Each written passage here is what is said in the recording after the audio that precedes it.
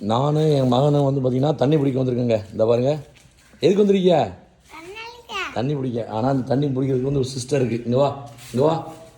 இது வந்து மிஷினில் வந்து நம்ம வந்து பார்த்திங்கன்னா ஸ்கேனியர் இருக்குது, இல்லைன்னா வந்து பைசா பிடிக்கிடலாம்.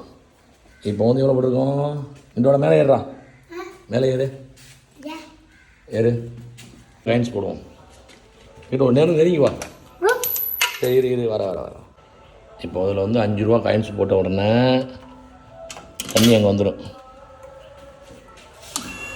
அவ்வளோதான், தண்ணி இங்கே வந்துடும் பைசா போட்ட உடனே.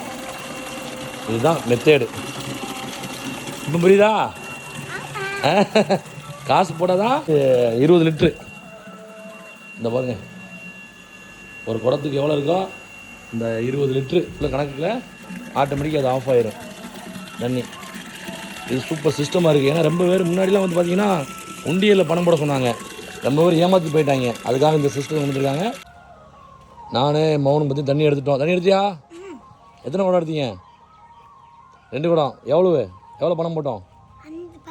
10 ரூபா. ஒரு குடத்துக்கு எவ்வளவு?